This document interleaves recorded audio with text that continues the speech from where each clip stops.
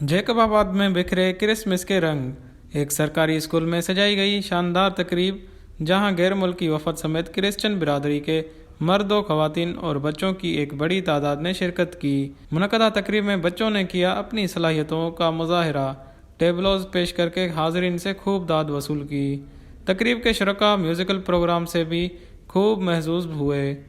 11 रुकनी गैर मुल्की वफद ने भी सजाई गई तकरीब में शरीक होकर क्रिसमस का केक काटकर खुशी का इजहार किया।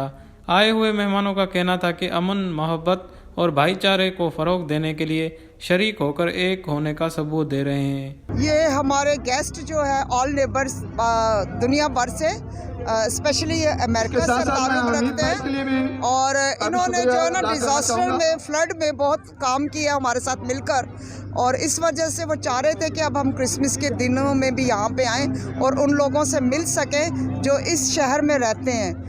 तो उन्होंने हमसे रिक्वेस्ट की कि हम किसी तरह से यहाँ के लोगों को जमा करें, तो हम लोगों ने सबसे रिक्वेस्ट की, तो बच्चों ने पार्टिसिपेशन की और बहुत अच्छे क्रिसमस के प्रोग्राम जो है ना यहाँ पे उन्होंने टैबलो वगैरह पेश किए और अपने कल्चर को नुमाया किया।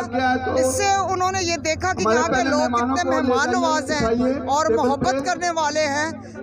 जगह में आया हूँ क्रिसमस प्रोग्राम करने के लिए। हम ये पूरे पाकिस्तान में कर रहे हैं माशाल्लाह से, और करते रहेंगे।